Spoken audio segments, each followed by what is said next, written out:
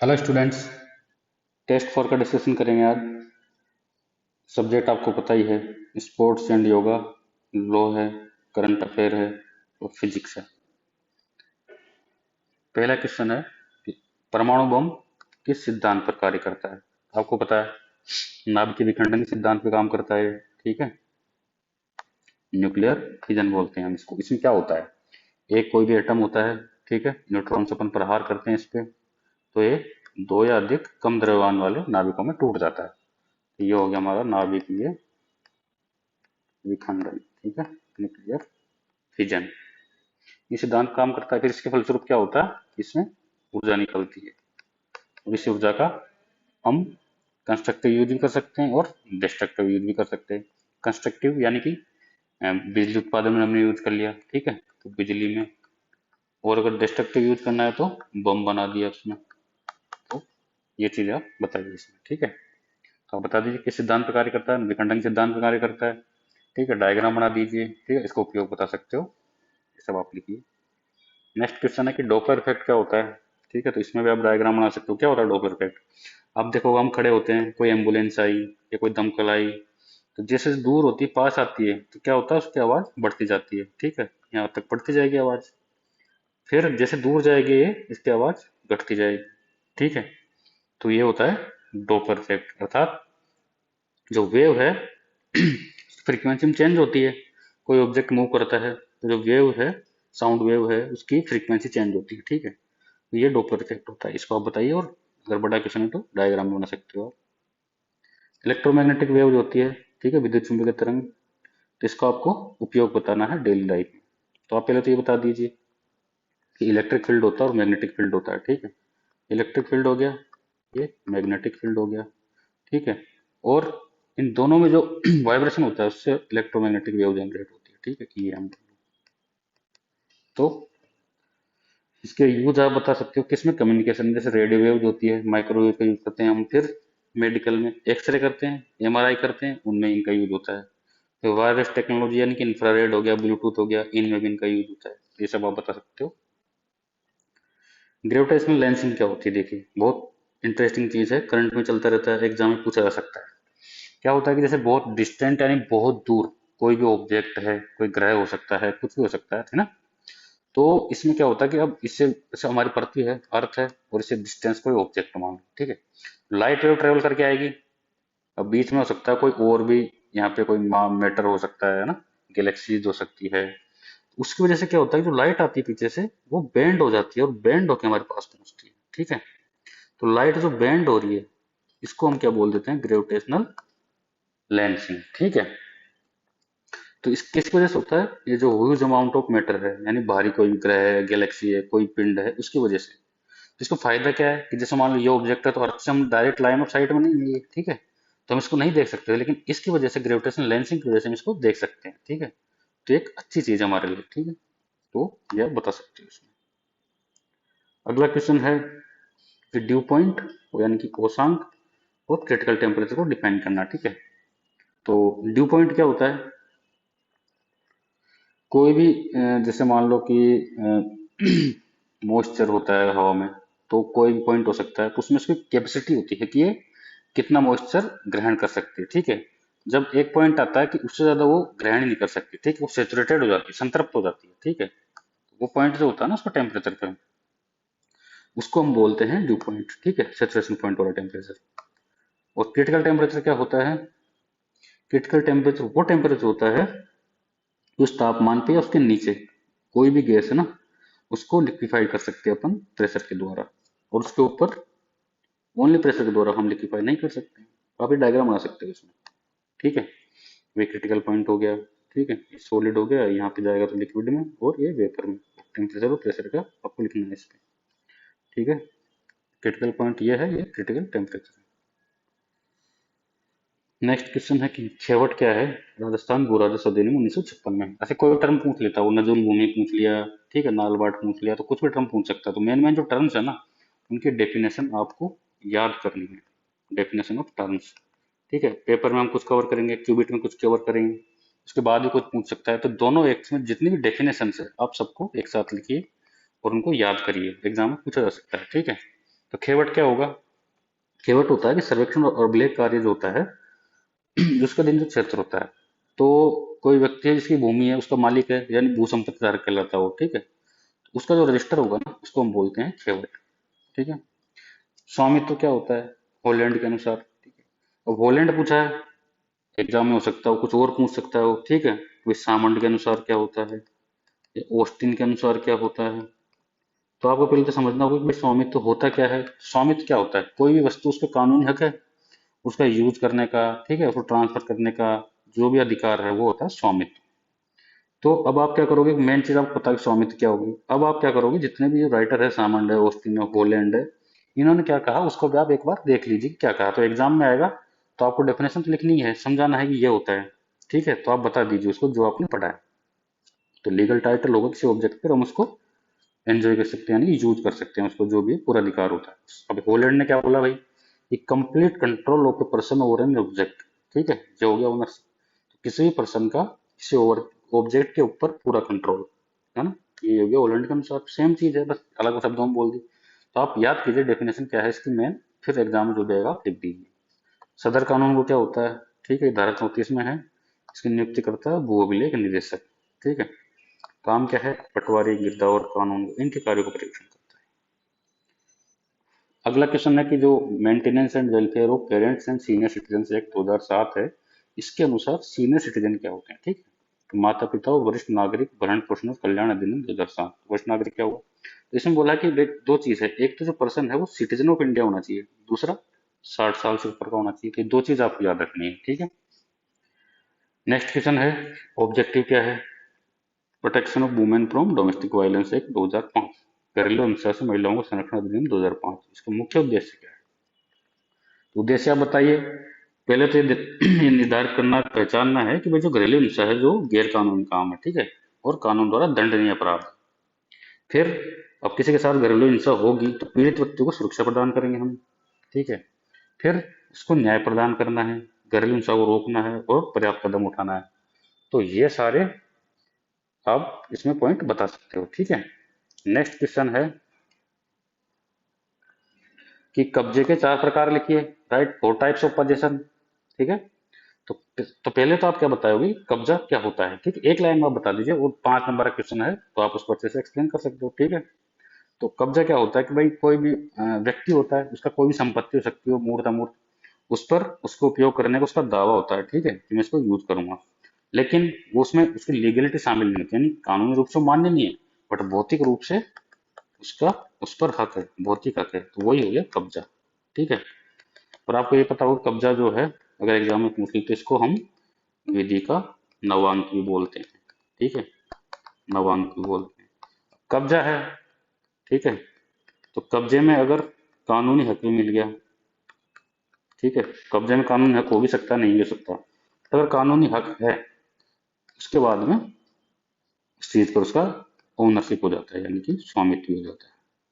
तो एग्जाम में पूछ सकता है आपसे कि कब्जा और स्वामित्व में अंतर बताओ, तो इसको आप तैयार कर लीजिए, ठीक है। टाइप्स आपसे पूछे हैं तो मूर्त और अमूर्त हो सकता है, ठीक है। डिफेक्टिव डेजूर, यानी कि प्रैक्टिकल में तो किसका है और लीगली किसका है। इंटरमीडिएट भी हो सकता है और तत्काल भी हो सकता है, ठीक है। अर्ध कब्जा भी हो सकता है, प्रतिकूल कब्जा भी हो सकता है। तो ये इतने टाइप के कब्जे के प्रकार है, आप इनको याद कीजिए, उनकी डेफिनेशन भी याद कर लीजिए। लीगल राइट, कानूनी अधिकार क्या होता है, एक कोई भी अधिकार जो कानून के द्वारा मान्यता प्राप्त हो, ठीक है। अधिकार जो कानून द्वारा मान्यता प्राप्त हो, संरक्षित हो, वो कानूनी अधिकार हो गया। अलग अलग ने अलग अलग डेफिनेशन, सामान्य के एकदम देखते हैं कि कानून द्वारा सुरक्षित और मान्यता प्राप्त कानूनी अधिकार हो गया। प्रोफेसर गेरी ने क्या बोला है, इन्होंने बोला है कि वह शक्ति है कानूनी अधिकार जिसके माध्यम से कोई व्यक्ति किसी को कुछ करने या ना करने के लिए कानूनी रूप से बाध्य करता है, ठीक है। कानूनी अधिकार आपको समझ में आ गया होगा। अगला क्वेश्चन है साइबर सिक्योरिटी, ठीक है। ये टर्म काफी इंपॉर्टेंट है और पूछ जा सकता क्या होती है साइबर सिक्योरिटी। जैसे मान लो कोई कंपनी है उसका नाम, जैसे फॉर एग्जांपल समझते हैं हम, आरपीएससी है। तो आपको पता है कि आरपीएससी, तो भाई आरपीएससी ट्विटर अकाउंट भी बनाएगी, ठीक है, एएफटीपी बनाएगी, यूट्यूब पे बनाएगी। किसी ने ट्विटर पर आरपीएससी नाम का अकाउंट पहले से बना लिया, क्यों, उसको पता है कि आरपीएससी बनाएगी, बाद में हम उसको सेल कर देंगे प्रॉफिट लेके। तो ये हो गया साइबर सिक्योरिटी का एग्जाम्पल। अब आरपीएससी ने क्या नया डोमेन नेम दिया, @ RPSC 1 इसको खरीदा नहीं, साइबर सिक्योरिटी को रोक दिया इन्होंने। तो एग्जाम्पल द्वारा आप समझा सकते हो, ठीक है, और ये अपराध है ये, ठीक है। नेक्स्ट टर्म है, अब आप क्या करोगे, जो साइबर सिक्योरिटी तो आपको पता लग गई, जितने भी अदर टर्म्स है ना इससे रिलेटेड, रैंसमवेयर क्या होता है, फिशिंग क्या होता है, ये सब आप याद कर लीजिए, एग्जाम में पूछे जा सकते हैं। अब अगला क्वेश्चन है, डिफाइन द टर्म इजारा। इजारा क्या होता है? आपको पता है कि हम ठेके पे देते हैं कोई भी क्षेत्र, है ना, तो हम जो भी क्षेत्र पे जैसे जिसको ठेका दिया है मान लो, तो वो क्या कहलाएगा, इजारेदार या ठेकेदार, ठीक है। और जो क्षेत्र हमको, जिसको हमने पट्टे पे दिया है, ठेके पे दिया है वसूली के लिए, ठीक है, या जिसके बारे में वो है, उसको बोलते हैं हम इजारा या ठेका क्षेत्र, ठीक है। तो जो लीज होती है ना उसके लिए, उसको हम बोलते हैं इजारा या ठेका, ठीक है। अगला क्वेश्चन है, फ्रेडरिक पोलोक ने देयता शब्द को कैसे परिभाषित किया है? तो देयता का आपको पता है क्या होता है, कि जो भी हमारी जो लाइबिलिटी होती है किसी चीज प्रति, एक कार्य के प्रति, भाई ये काम हमको करना है, हमारी जिम्मेदारी है, तो वो होती है लाइबिलिटी। जैसे फॉर एग्जांपल आपको दे दिया टारगेट कि भाई स्कूल एजुकेशन की क्वालिटी इंप्रूव करनी है, ठीक है, तो आप उसके लिए लायबल हो गए, अब आपको इंप्रूव करनी पड़ेगी, ठीक है, आपने उसमें देयता होगी, एक तरीके से वो टीचर्स की देयता होगी, प्रिंसिपल की मान लो आप, ठीक है, प्रिंसिपल की होगी। फ्रेडरिक पोलक ने कैसे इसको डिफाइन किया है कि duties which are determined according to the nature of work, whereas तो ड्यूटीज जो है ना कार्य की प्रकृति के अनुसार डिफाइन होती है, और लाइबिलिटी और next stage of duty after the breach of duty. अब मान लो कर्तव्य में करना है कोई काम, ठीक है, अब कर्तव्य ब्रीच हो गया, मान लो उल्लंघन हो गया, हम कर नहीं पाए, तो फिर क्या आएगी हमारे पर, लाइबिलिटी आ जाएगी, ठीक है। ये आप समझा दीजिए। अगला क्या है कि पतंजलि जो है हमारे, उनके अनुसार योगा क्या है, ठीक है, तो उन्होंने कैसे डिफाइन किया पतंजलि जी ने, योग सूत्र उनकी बुक, उनमें लिखा है योगस्थ वृत्ति निरोध है, अर्थात चित्त और वृत्ति दोनों का निरोध जो होगा वो हो गया रोग, तो यानी मन के उतार चढ़ाव की समाप्ति हो जाती है इसमें, और जैसे मन शांत होता है और शांत करने की प्रक्रिया शामिल है, ठीक है, बहुत सारे इसमें आसन दिए हैं, तो आप बता सकते हो, ठीक है। लास्ट में क्या होता है कि आंतरिक शांति और आत्म साक्षात्कार की ओर ले जाती है। प्राणायाम क्या होता है, सांस पे नियंत्रण होता है हमारा, सांस पे कंट्रोल, ठीक है, प्राणायाम होता है। तो आपको बताओगे कि अनुलोम विलोम करते हो आप, आपने किया होगा अनुलोम विलोम, या आपके घर में करते होंगे आपके मम्मी पापा, ये भी प्राणायाम का पार्ट है, ठीक है। लंबी सांस को लेते हैं हम अंदर, फिर रोकते हैं, फिर छोड़ते हैं, तो ये हो गया प्राणायाम। इससे क्या फायदा होता है भाई, फेफड़ों की क्षमता बढ़ती है, श्वसन मांसपेशियों को मजबूत होती है, वायु मार्ग साफ होता है, अस्थमा एलर्जी इन सबको फायदेमंद होता है, इन सबके लिए, यह बता दीजिए। अब यह है योग चित्तवृत्ति निरोधक, तो वही हमने पढ़ा भी, पतंजलि जी ने डिफाइन किया है इसको, ठीक है, योग को, कि योग चित्तवृत्ति निरोधक क्या होता है ये कि मन के उतार चढ़ाव की शांति, cessation of the fluctuations of mind, ठीक है। इसमें क्या होता है कि चित्त यानी चित्त, मन और चेतना, चित्त जो होता है मन या चेतना को बताता है, वृत्ति मन के उतार चढ़ाव को या तरंगों को, संशोधनों को, तो दोनों को रोक देता है, ठीक है, शांति को बोल देता है, कुल मिला के बात है, तो ये योग चित्त वृत्ति का निरोध हो गया। अगला क्वेश्चन, सटकर्म या सटक्रिया क्या है, ठीक है, तो एक योगी शुद्धिकरण की तकनीक होती है, उनका समूह है, ठीक है, और हठयोग प्रदीपिका में इनका वर्णन किया गया है, ठीक है। छह सटकर्म कौन कौन से हैं भाई, धोती, पाचन तंत्र की सफाई, नेति, नासिका मार्ग नाक के मार्ग की सफाई, नोली क्या है, पेट के अंगों की मालिश, बस्ती, बड़ी आंत की सफाई, कपाल भाती, श्वसन तंत्र की सफाई, ताता का एक निश्चित बिंदु पर टक टक लगा कर देखना, ध्यान करते हैं वही, ठीक है। इससे क्या होता है कि शारीरिक, मानसिक और आध्यात्मिक कल्याण की स्थिति प्राप्त होती है। नेक्स्ट क्वेश्चन है, यम और नियम क्या है। अब आपको अष्टांग पढ़े हैं आपने, तो अष्टांगिक मार्ग में 8 मार्ग बताए हैं, ठीक है, योग के, तो उसमें पहले 2 है यम और नियम, ठीक है, पतंजलि ने योग सूत्रों में बताया है ये चीज, ठीक है। तो ये क्या है कि व्यक्तिगत अनुष्ठानों का समूह है, ठीक है, जो हमें स्वयं, दूसरों या आसपास की दुनिया के लिए सद्भाव में रहने में मदद करते हैं। अब यम क्या है, यम यम है 5 सार्वभौमिक नैतिक संयम, जैसे अहिंसा है, सत्य, अहिष्ट यानी चोरी नहीं करना, ब्रह्मचर्य जीवन व्यतीत करना, अपरिग्रह यानी आवश्यकता से अधिक संचय नहीं करना, ठीक है। तो नियम क्या है, ये 5 व्यक्तिगत पालन, जैसे सोच यानी स्वच्छता, स्वच्छ रहना चाहिए, संतोष करना चाहिए, तपस्या करनी चाहिए, स्वाध्याय करना चाहिए, और ईश्वर या किसी उच्च शक्ति के प्रति समर्पण यानी ईश्वर प्राण देना। ये आप बता सकते हो इसमें कि यम और नियम के 5 पॉइंट, आप इनको याद कर लीजिए। महाराणा प्रताप अवार्ड खेलों में, ठीक है, अवार्ड हमारे सिलेबस में है, पूछे जा सकते हैं, नेशनल अवार्ड और स्टेट लेवल अवार्ड, दोनों ही हम एक जो सिलेबस में दोनों पूछे जा सकते हैं, ठीक है। तो जितने हमने कवर कर सकते हैं क्यूबिट में कवर किए हमने। क्यूबिट ज्वाइन नहीं किया, क्यूबिट ज्वाइन करो आप, उसमें बहुत अच्छा कंटेंट आता है, डेली के 10 क्वेश्चन आते हैं, ठीक है। फिर मेंस का जो टेस्ट है इसमें, इसमें हमने काफी सारे कवर कर लिए, बट फिर भी सारे कवर नहीं हो पाते, तो आप क्या करोगे, जितने भी अवार्ड है मेन में नेशनल स्टेट वाले वो याद करोगे, ठीक है। और किसको मिला है वो भी याद करोगे। तो महाराणा प्रताप अवार्ड आपको पता ही है, इसमें प्राइज मनी क्या होती है, 5 लाख रुपए। फिर महाराणा प्रताप का स्टेचू, है ना, कमेंडेशन लेटर होता है, ब्लेजर में टाई मिलती है, ठीक है। अब तक 18-19 तक 70 लोगों को मिला। एलिजिबिलिटी क्या होती है भाई, जो लास्ट 3 साल है उसमें उसने नेशनल और इंटरनेशनल लेवल पे किसी प्लेयर ने अच्छा परफॉर्म किया है, उनको ये अवार्ड मिल जाता है, ठीक है। और जिस ईयर में नॉमिनेट किया उसमें वैसा प्रदर्शन हो। इलेक्शन कमेटी में प्रेसिडेंट होते हैं, राजस्थान स्टेट स्पोर्ट्स काउंसिल के प्रेसिडेंट, और 5 मेंबर होते हैं, ठीक है। ये सब चीज आप याद कीजिए। नेक्स्ट क्वेश्चन है कि major Dhyanchand award in sport. अब आपको पता है हाईएस्ट स्पोर्टिंग अवार्ड है इंडिया का, सबसे बड़ा, पूछा जा सकता है एग्जाम में, पूछा भी गया है, ठीक है। तो अब क्या होगा कि इंटरनेट आपको जो है इसको प्राप्त करने के लिए इंटरनेशनल लेवल पे है ना, इंटरनेशनल गोल्ड जीता होना चाहिए, ठीक है। किसमें दिया हुआ, जैसे ओलंपिक में वर्ल्ड चैंपियनशिप होगी, कॉमनवेल्थ हो गया, एशियन गेम कुछ भी हो गया, ठीक है। तो फिर कोच और स्पोर्ट एडमिनिस्ट्रेटर्स होते हैं, उनको भी मिलता है, ठीक है। तो 10 साल तक अच्छा योगदान दिया उन्होंने स्पोर्ट के डेवलपमेंट में। तो इसमें क्या मिलता है भाई अवार्ड में, कि कैश प्राइज मिलता है 25 लाख का, ठीक है। मेजर ध्यानचंद का स्टेचू मिलता है, साइटेशन मिलता है। अवार्ड दिया जाता है किसके द्वारा, प्रेसिडेंट ऑफ इंडिया के द्वारा, ठीक है। नेशनल स्पोर्ट्स डे होता है हमारा 29 अगस्त को, उस दिन दिया जाता है। अब आपको एक और बात ध्यान रखनी है कि राजीव गांधी खेल रत्न अवार्ड पहले इसको बोलते थे, अब मेजर ध्यानचंद अवार्ड इसका नाम कर गया, ठीक है। तो राजस्थान में 5 लोगों को दिया गया है, तो ये आप बता सकते हो। अगला क्वेश्चन है कि अर्जुन अवार्ड से सम्मानित 2 राजस्थानी प्लेयर, ठीक है। तो आप बता सकते हो अर्जुन अवार्ड मेजर ध्यानचंद खेल रत्न पुरस्कार है, उसके बाद में भारत का दूसरा बड़ा खेल सम्मान अर्जुन पुरस्कार है, ठीक है। कौन देता है इसको, युवा मामले और खेल मंत्रालय, ठीक है।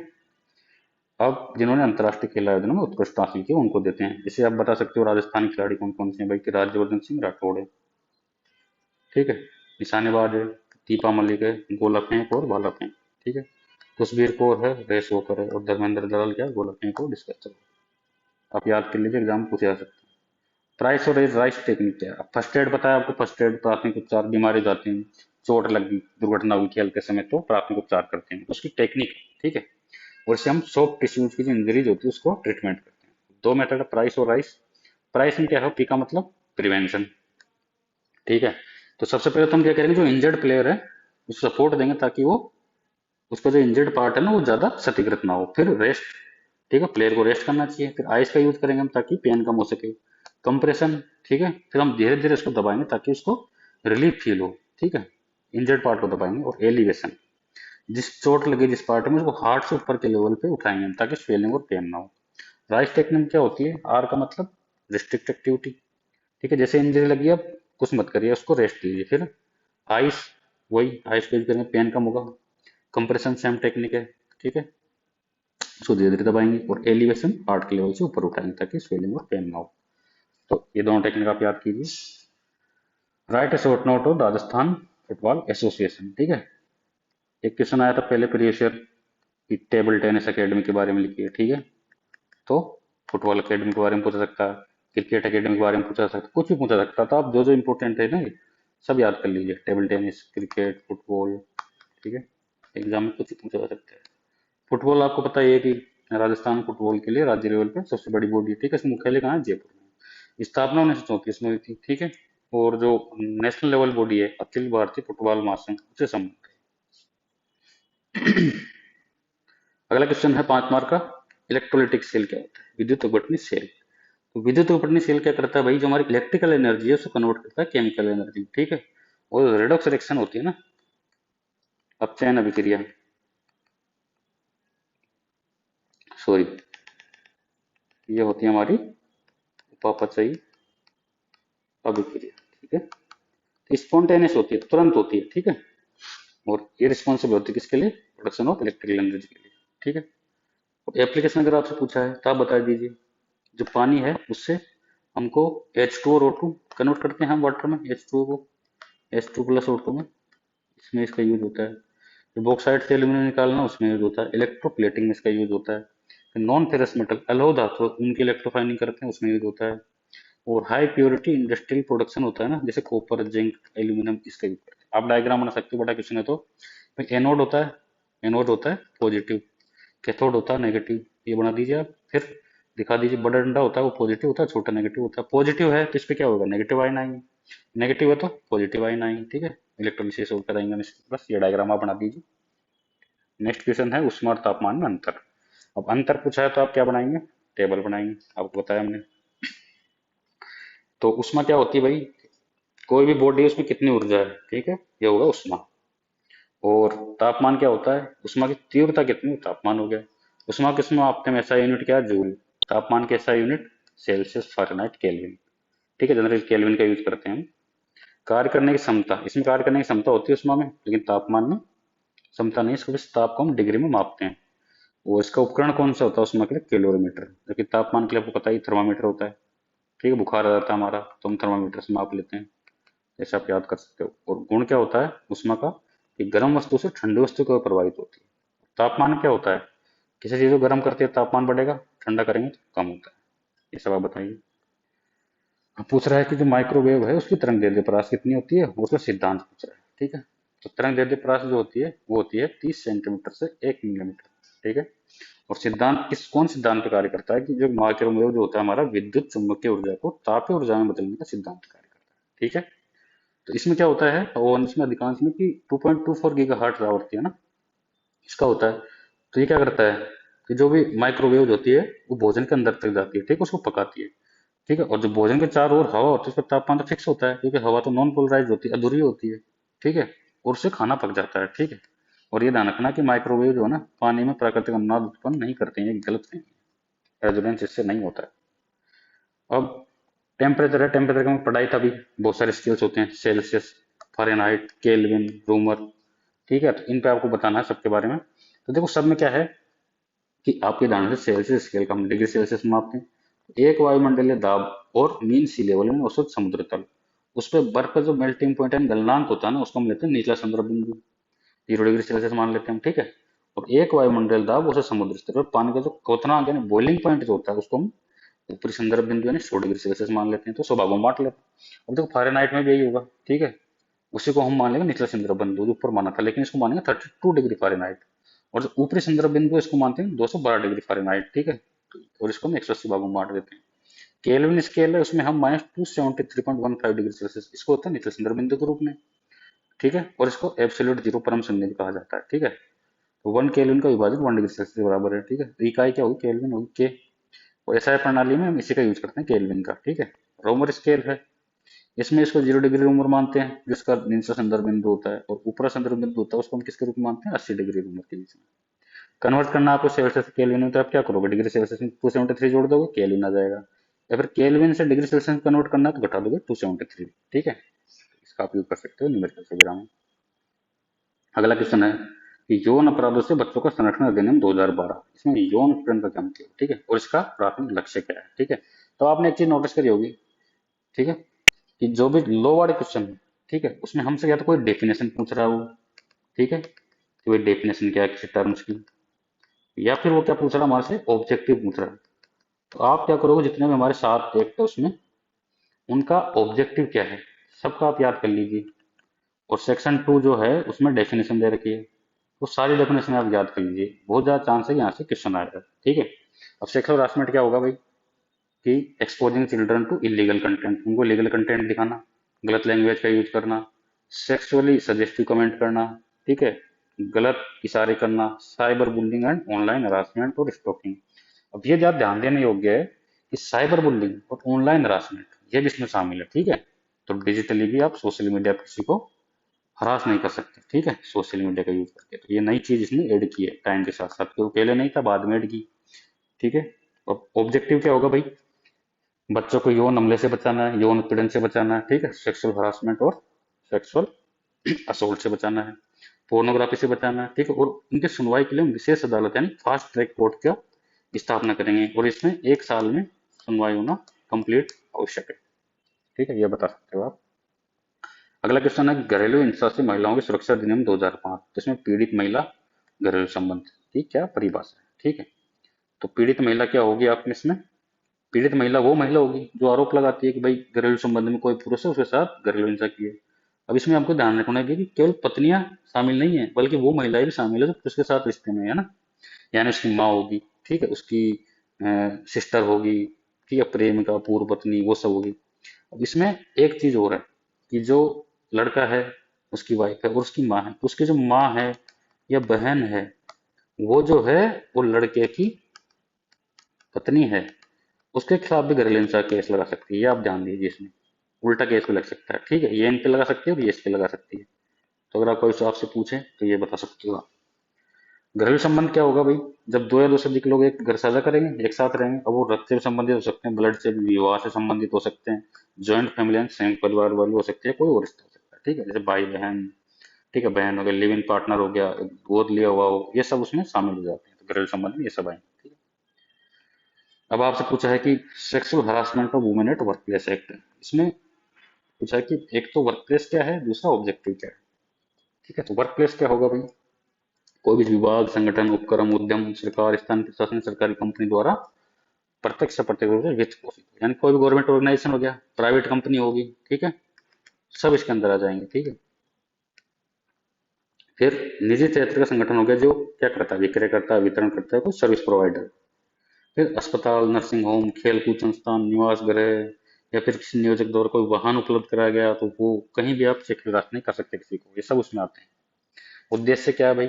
कार्यस्थल पर महिलाओं के साथ जो यौन उत्पीड़न होता है उसको सुरक्षा प्रदान करनी है, उससे महिलाओं को जो शिकायतें हैं यौन उत्पीड़न की, उनकी रोकथाम करनी है, उनका निपटारा करना है, और उनसे जुड़े मामले उनके लिए एक अधिनियम बनाना, ये इसके उद्देश्य है, ठीक है। जो भी एक्ट है उसमें सबसे ऊपर ऑब्जेक्टिव यानी कि उद्देश्य लिखा है, तो आप उसको वहां से याद कर लीजिए, ठीक है। अगला क्वेश्चन है कि टाइप्स ऑफ लाइबिलिटीज, देयताओं के प्रकार क्या होती है?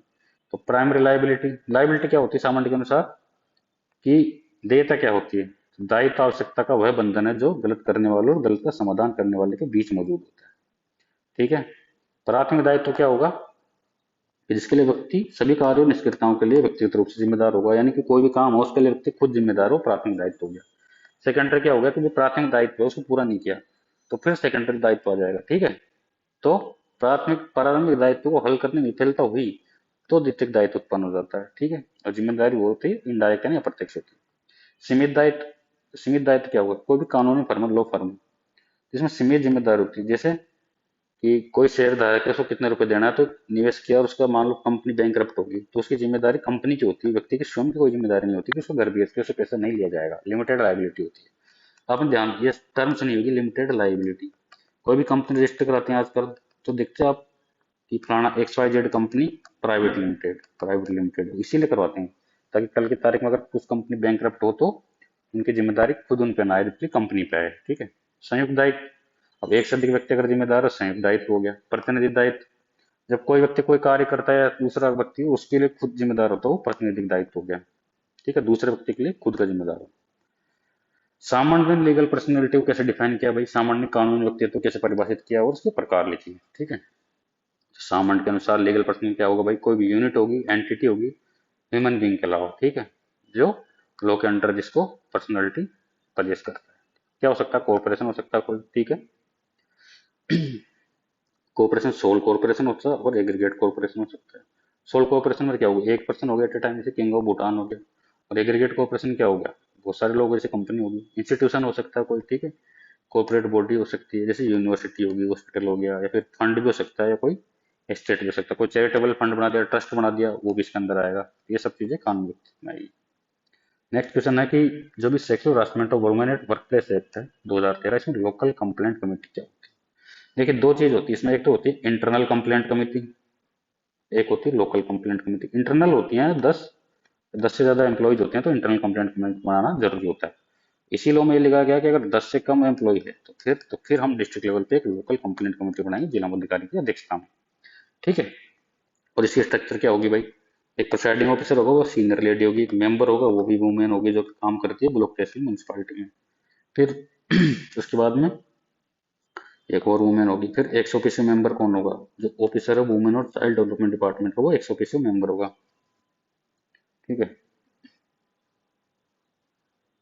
अब draft Rajasthan sports policy 2019, Rajasthan खेल के 2019 के प्रारूप की चर्चा की गई, ठीक है। अभी ड्राफ्ट लेटेस्ट पॉलिसी है तो पूछा जा सकता है, तो किसने बनाई थी? राजस्थान स्टेट स्पोर्ट्स काउंसिल ने बनाई थी, ठीक है। किसके लिए भाई? For promoting sports and excellence in sport in state Rajasthan में स्पोर्ट्स का प्रमोशन करने के लिए। अब इसमें आप ध्यान रखना कौन कौन सी चीजें हैं। जैसे एक तो स्पोर्ट इंफ्रास्ट्रक्चर पे फोकस किया है, ट्रेनिंग पे फोकस किया गया है, incentive to sports and players पे फोकस किया गया है, साइंस एंड टेक्नोलॉजी का यूज करेंगे और स्पेशल स्पोर्ट्स एक्टिविटीज करवाएंगे। तो ये 5 चीज आपको मोटे मोटे ध्यान रखनी है, ठीक है। अंदर जाओगे आप तो हम क्या करेंगे, डिवीजन, डिस्ट्रिक्ट, तहसील, इस सब पे स्टेडियम बनाएंगे। फिर गाँव में भी नरेगा के तहत हम एक खेल के मैदान बनाएंगे, ठीक है, नरेगा के द्वारा। फिर प्राइवेट सेक्टर का पार्टिसिपेशन करवाएंगे, ठीक है। सीएसआर के थ्रू हम डेवलपमेंट करवाएंगे, जो भी स्टेडियम बनाना, कोई इंफ्रास्ट्रक्चर बनाना है उसके लिए ट्रेनिंग कराएंगे। तो रेगुलर ट्रेनिंग करा सकते हैं हम, ठीक है। फिर टैलेंट सर्च एग्जामिनेशन करवा सकते हैं, उसके थ्रू हम लोगों को सिलेक्ट करेंगे। स्पोर्ट्स एकेडमी बना सकते हैं, पे एंड प्ले स्कीम, आप पैसा दो वहां पे ट्रेनिंग करो, ठीक है, पर घंटे के हिसाब से, पर डे के हिसाब से, जो भी है। इंसेंटिव क्या क्या देंगे स्पोर्ट्स प्लेयर्स को, भाई अवार्ड देंगे हम, ठीक है। शहरों में रहने के लिए हम जमीन दे देंगे उनको, हाउसिंग लैंड। फिर रोडवेज बसों में फ्री ट्रेवल कर सकते हैं, गवर्नमेंट एग्जाम में रिजर्वेशन दे दिया हमने, ठीक है। या फिर pension scheme they the. Science and technology के लिए हम क्या करेंगे यूज, स्पोर्ट्स साइंस सेंटर बना देंगे, ठीक है। योगा ट्रेनिंग इन सब पे फोकस करेंगे, और जिम और फिटनेस सेंटर बना देंगे ताकि फिजिक अच्छी रहे उनके, अच्छे से प्रदर्शन कर सके। स्पेशल स्पोर्ट्स एक्टिविटी क्या कराएंगे, खेलो इंडिया स्कीम है, ठीक है। ट्राइबल स्पोर्ट को प्रमोट करा सकते हैं हम, या फिर हमारे जो स्पोर्ट बंद हो गए उनको हम दोबारा चालू करवा सकते हैं। तो ये सब आप बता सकते हो। नाडा क्या है, नेशनल एंटी डोपिंग एजेंसी, आपको पता है कि वाडा भी वर्ल्ड एंटी डोपिंग एजेंसी। तो अंतर्राष्ट्रीय स्तर पर खेलों के मामले में कोई भी अगर व्यक्ति दोषी पाया जाता है, ड्रग्स वगैरह का नशा ले कुछ ने किया हो, कोई इंजेक्शन लगाया हो, उन सब की जांच करती है वाडा। तो राष्ट्रीय स्तर पे सेम एजेंसी होगी नाडा इंडिया की, ठीक है। ये आप बता सकते हो। ये क्या करती है भाई, भारत में डोपिंग रोधी कार्यक्रम की योजना बनाती है, उनका क्रियान्वयन करती है, निगरानी करती है, ठीक है। ये डोपिंग पदार्थों के लिए एथलीट है उनकी टेस्टिंग करती है, ठीक है। और एथलीट और कोचों को डोपिंग के बारे में शिक्षित भी करती है। तो 2005 में इसकी स्थापना हुई थी। जो वर्ल्ड एंटी डोपिंग काउंसिल, वो है विश्व डोपिंग रोधी संहिता, ठीक है, WADC, world anti doping code, उसके अनुपालन में इसकी स्थापना की गई थी, ठीक है। और नाडा जो है वाडा का सदस्य है, ठीक है। तो पीछे काम क्या क्या है भाई, कि राष्ट्रीय डोपिंग रोधी नीति और प्रक्रियाओं का विकास और क्रियान्वयन। अब डोपिंग पदार्थों के लिए एथलीटों का टेस्ट करेंगे, ठीक है, मामलों की जांच करेंगे, मुकदमा चलाएंगे। और एक राष्ट्रीय डोपिंग रोधी रजिस्टर है उसका मैनेज करेंगे, ठीक है। Sports authority of India syllabus में दिया हुआ है, पूछ सकता है कि शॉर्ट नोट्स लिखे इसके बारे में। तो आपको पता है कि भारत की सर्वोच्च राष्ट्रीय खेल संस्था है, ठीक है। स्थापना 1984 में हुई थी। भारत सरकार में कौन सा मंत्रालय, युवा मामले और खेल मंत्रालय द्वारा। हेडक्वार्टर कहाँ है इसका, JLN स्टेडियम, ठीक है, जवाहरलाल नेहरू स्टेडियम दिल्ली में है, देखा होगा आपने। न्यू दिल्ली में है, तो वहां पे इसका हेडक्वार्टर हो गया। और ये क्या करता है, खेल संघ हो गया, राज्य सरकार होगी, उनको वित्तीय और तकनीकी सहायता प्रदान करता है, ठीक है। स्वयं के ट्रेनिंग सेंटर भी चलाता है और अकादमी चलाता है। ये सब आप बता सकते हो।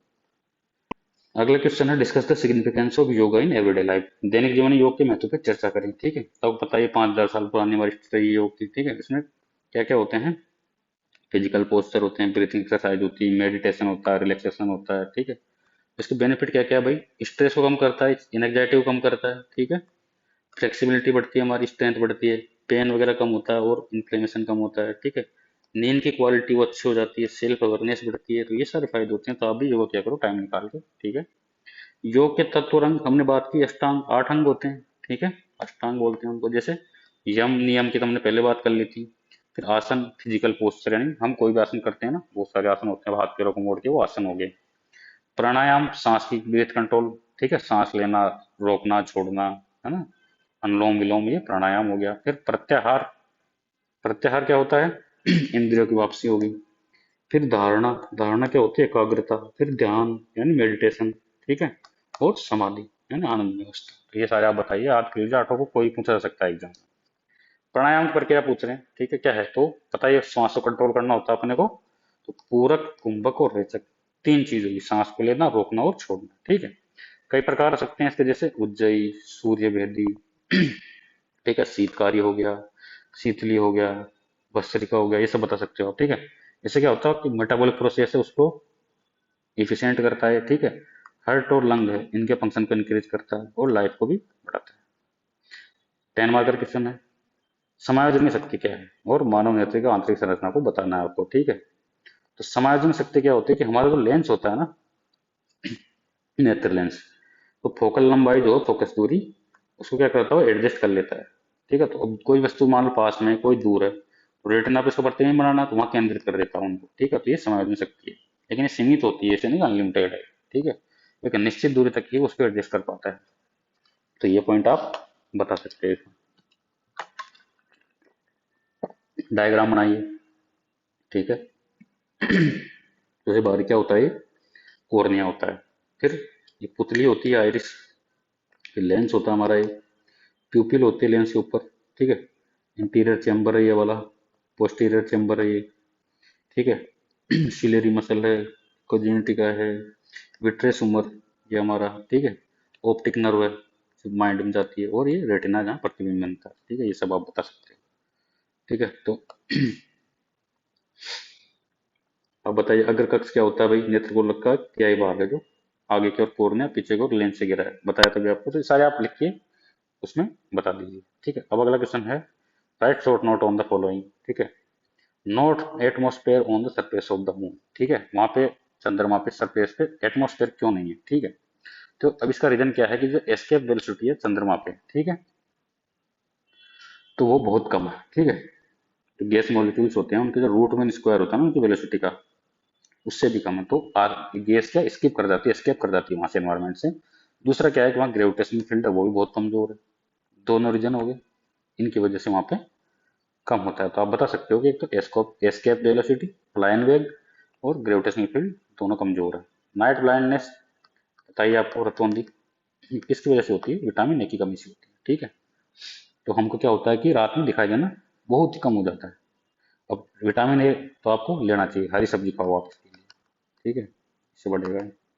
इसमें क्या होता है डिसऑर्डर में, रेटिना में हमारे रोड सेल होती है, तो लाइट को रिस्पॉन्ड करना धीरे धीरे वो कम कर देती है। ठीक है, अगला क्वेश्चन है कि थर्मामीटर किस सिद्धांत पर कार्य करता है। तो जीरोथ लॉ ऑफ थर्मोडायनेमिक्स पढ़ा आपने। इसमें क्या होता है कि कोई बॉडी है बी, ये मान लो ए के साथ इक्विलिब्रियम में, थर्मल इक्विलिब्रियम में, तो सी है ये बी के साथ थर्मल इक्विलिब्रियम में, तो बी और सी जो है जीरोथ लॉ बोलता है कि ये दोनों भी आपस में थर्मल इक्विलिब्रियम में, इस सिद्धांत पर कार्य करता है thermometer। ठीक है, गॉस का लॉ क्या है कि टोटल इलेक्ट्रिक फ्लक्स जो होता है क्लोज सरफेस वो बराबर होता है किसके,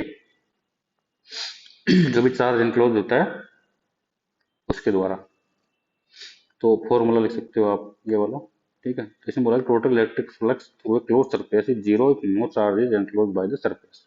अगर उस सतह में कोई चार्ज नहीं है तो इलेक्ट्रिक फ्लक्स जो है टोटल वो जीरो होगा। ठीक है, क्यूरी का लॉ क्या है भाई, क्यूरी का लॉ जो बोलता है कि मैग्नेटाइजेशन जो होता है पैरामैग्नेटिक मटेरियल में वो डायरेक्टली प्रोपोर्शनल होता है किसके, अप्लाइड मैग्नेटिक। जितना मैग्नेटिक फील्ड आप अप्लाई करोगे उतना वो मैग्नेटिक होता जाएगा। ठीक है, अगर गर्म करेंगे तो मैग्नेटाइजेशन इनवर्सली प्रोपोर्शनल रहेगा, वो कम होता जाएगा। ठीक है, फॉर्मूला बता दीजिए। नेक्स्ट क्वेश्चन है कि ऑस्टिन ने स्वामित्व को किस प्रकार परिभाषित किया और उसकी विशेषता क्या है। स्वामित्व पता ही है आपको, व्यक्ति और वस्तु का संबंध होता है, वस्तु पर व्यक्ति का अधिकार होता है और लीगल अधिकार भी होता है, यानी कानूनी रूप से भी अधिकार होता है।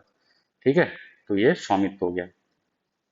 तो इन्होंने बोला है कि ऑस्टिन ने कि स्वामित्व जो होता है उपयोगकर्ता की दृष्टि से अनिश्चित होता है, कितना उपयोग करो कितने टाइम के लिए, स्वभाव की दृष्टि से अप्रतिबंधित होता है, कोई रिस्ट्रिक्शन नहीं होता, और अवधि की दृष्टि से असीमित होता है। ठीक है, लाइफ टाइम वैलिडिटी। अब विशेषता क्या है भाई, स्वामित्व लचीला होता है।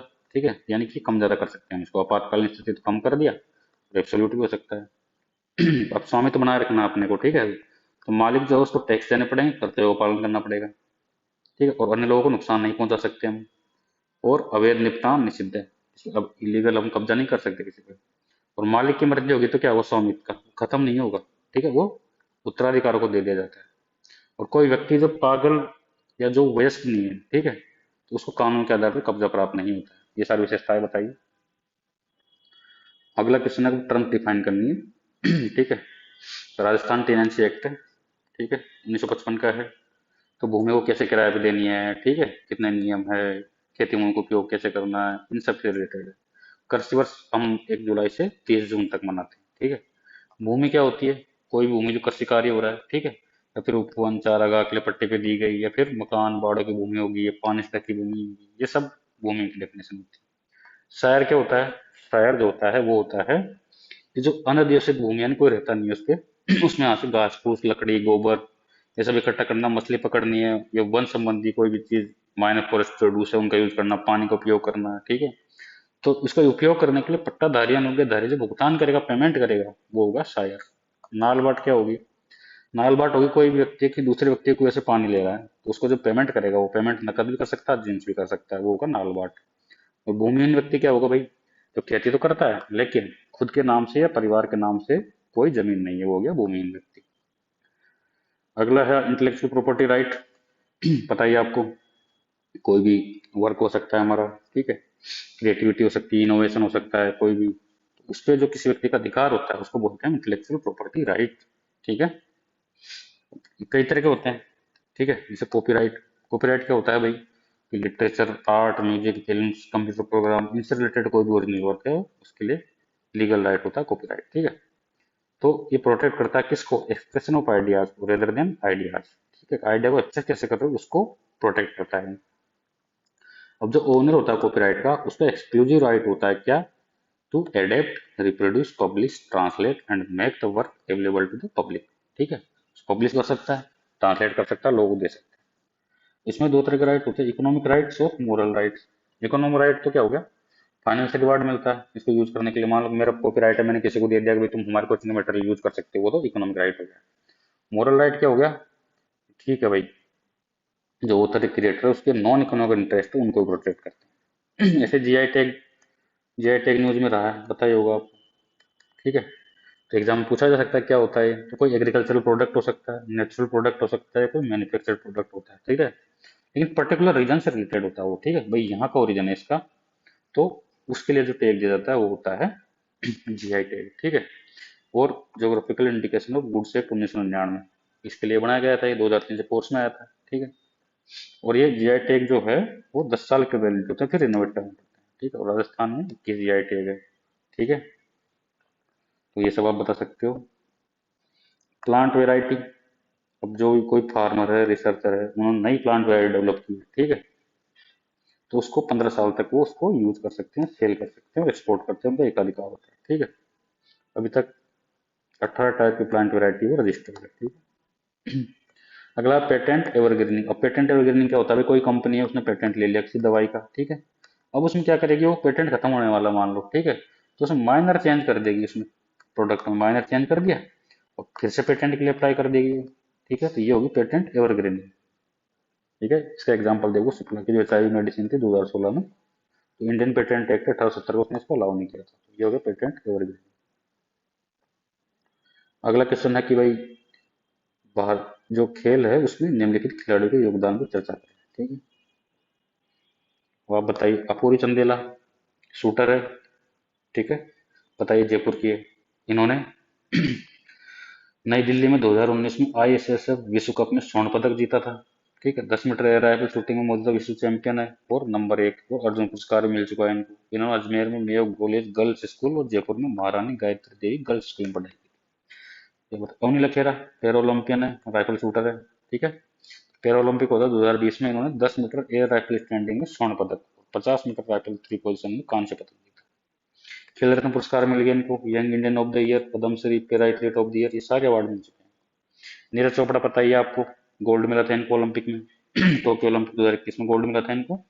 देश के पहले और एकमात्र ट्रैक एंड फील्ड एथलीट से, हरियाणा के हैं, और भाला फेंक खिलाड़ी जेवलिन थ्रो। ठीक है, कितना फेंका था इन्होंने, 87.58 मीटर। ठीक है, अभिनव बिंद्रा के बाद में विश्व चैंपियनशिप स्तर पर एथलीट में स्वर्ण पदक जीतने वाले दूसरे भारतीय, पहला अभिनव बिंद्रा थे। ठीक है, ये सब आप बता दीजिए। लवलीना पता है आपको, मुक्केबाज है, ठीक है, कहाँ की है, असम की है।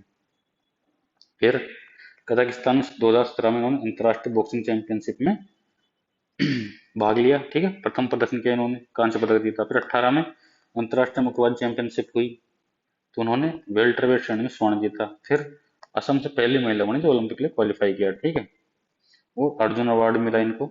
ये सब बताइए आप। राजस्थान में खेल, पर्यटन और साहसिक खेलों को कैसे बढ़ावा दिया जा रहा है। ठीक है, तो आप क्या कर सकते हो, इंट्रोडक्शन में डेटा दे सकते हो कि 2023 में जो है 80% इंक्रीज हुआ tourist arrivals in the first half of the year. ठीक है, 2022 डोमेस्टिक इंटरनेशनल दोनों टूरिस्ट है। ठीक है, अब राजस्थान कैसे प्रमोट कर रहा है भाई, developing and promoting adventure sport infrastructure.